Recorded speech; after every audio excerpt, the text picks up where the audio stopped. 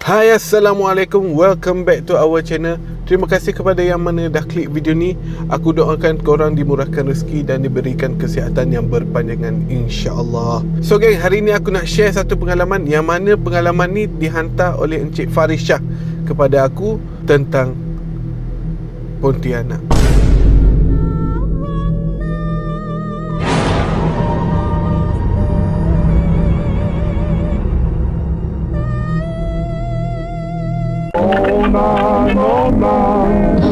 Zaman sekarang tak boleh sedot, tak boleh dilarang. So geng, kalau korang nak tahu, Pontianak ni sebenarnya dia ni orang kata adalah sejenis makhluk halus. Makhluk halus yang tergolong daripada golongan jin.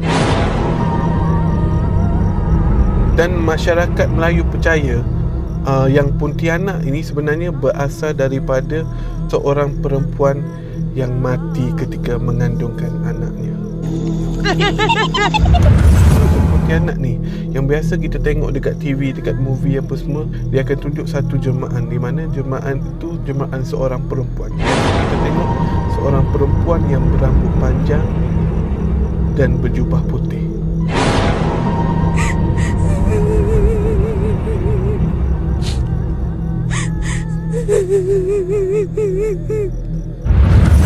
Jadi berbalik kepada cerita Encik Faris, kejadian ni berlaku pada tahun 2000. So masa tu dalam pukul 7 petang, kakak dia ni mengadu sakit. Mengadu sakit sebab nak beranak. Jadi disebabkan kakak dia sakit, so family Encik Faris ni terpaksalah bawa kakak dia tu pergi ke hospital.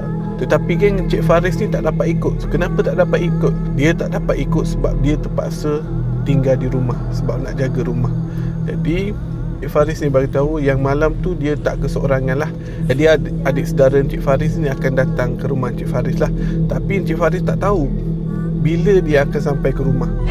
Dan Encik Faris tak tahulah yang bila adik saudara dia tu nak sampai ke rumah kan. Sebab adik saudara dia tu tinggal di rumah yang lain. So nak dijadikan cerita, so Encik Faris ni beritahu yang masa tu tak silap dia dalam pukul 9 malam Encik Faris ni tengah lepak kat ruang tamu sambil tengok TV apa semua kan. So setengah Encik Faris ni lepak-lepak depan TV kan, tiba-tiba Faris ni terdengar ada ketukan dekat pintu rumah dia.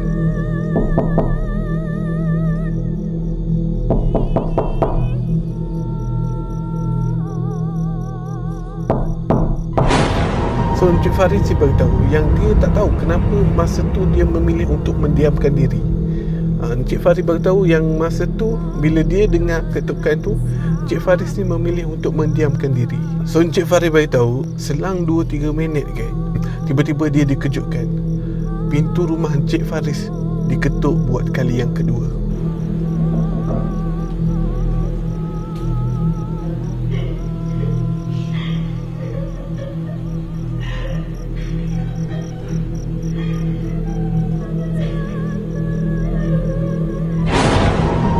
Jadi Encik Faris ni dia risau kan, sebab dia seorang kat rumah apa semua. Jadi dia ni beranikan diri untuk tanya siapa kat luar tu. So Encik Faris ni pun tanya lah, siapa kat luar?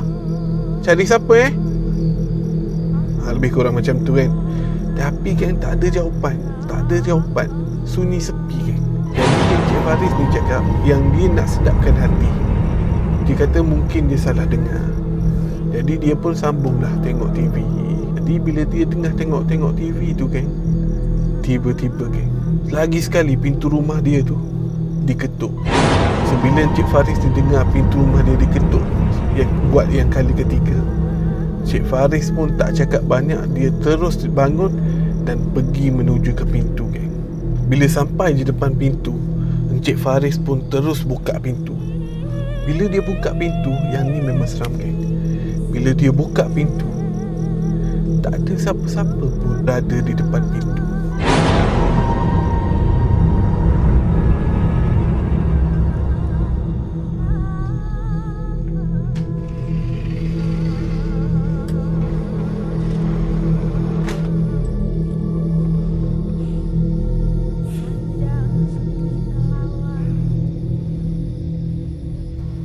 So Encik Faris dah cuba tengok sekeliling apa semua, kosong, memang tak ada orang geng. Cuba korang bayangkan, korang berada di tempat Encik Faris. So boleh tahan seram jugalah cerita Encik Faris ni. Aku yang cerita ni pun meremang geng. Jadi Encik Faris bagi tahu bila dia buka pintu tak ada orang, hati dia ni rasa sedikit marah geng. Rasa sakit hati.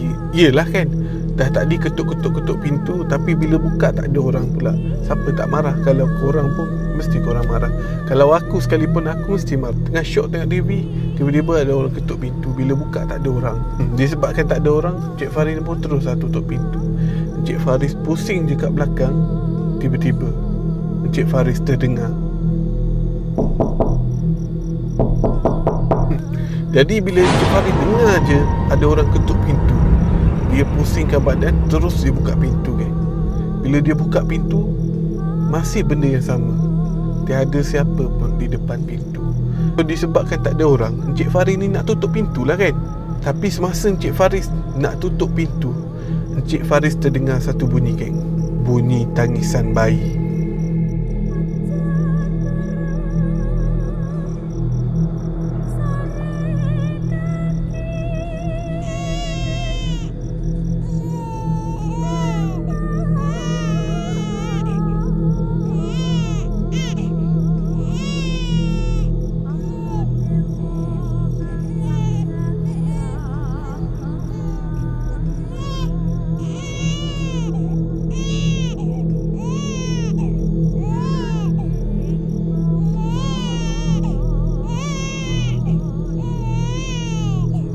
Tapi yang peliknya geng, Encik Faris ni bila dengar suara tangisan bayi, dia happy.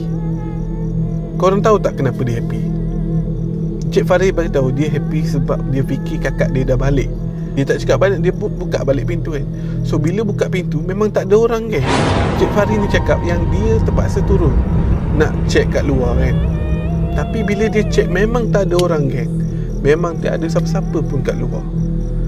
Yang menjadi persoalan ni geng, dari mana datang suara bayi tu? So Encik Faris ni bagi tahu bila dia dah cari-cari apa semua tak ada orang, dia pun nak masuk balik ke dalam rumah kan. Tiba-tiba dia nampak satu sosok perempuan yang sedang menggendong bayi kan. Tapi masa tu Encik Faris cakap dia tak expect apa-apa pun. Encik Faris ni pandang je kan perempuan yang pegang bayi tu kan. Encik Faris pandang sebab masa tu Encik Faris beritahu keadaan agak gelap. Yang boleh menerangi cuma cahaya bulan. So Encik Faris ni perhati lah dengan sosok perempuan tu kan. So bila Encik Faris perhati lama-lama kan, dan dia tahu yang perempuan di depan dia tu bukan manusia tetapi Pontianak.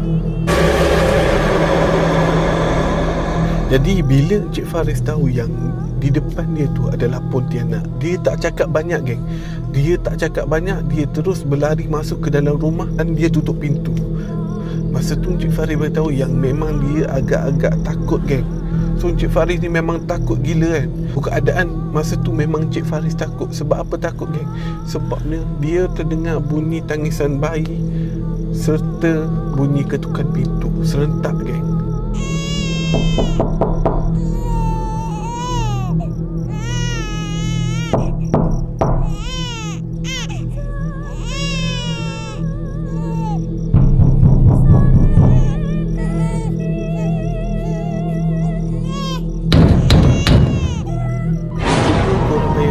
Korang berada di situasi Encik Faris ni, apa yang korang nak buat kan?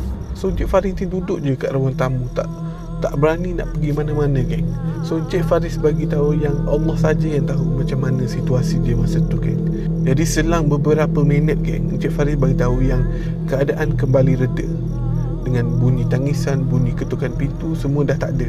So Encik Faris ni rasa lega lah. Encik Faris ni rasa lega, and then dia terus menonton TV. So tengah Encik Faris tengok TV ni geng, tiba-tiba geng bunyi lagi ketukan pintu. Kali ni Encik Faris pun tanya, siapa tu?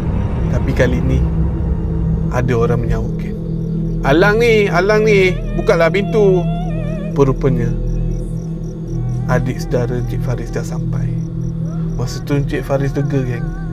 Jadi Encik Faris ni pun dia cakap dia sempat tanya adik saudara dia, ada siapa-siapa tak kat luar apa semua. Jadi adik saudara dia cakap tak ada siapa-siapa pun kat luar. So bila dengar jawapan daripada adik saudara dia macam tu, so Encik Faris pun buat macam biasa kan.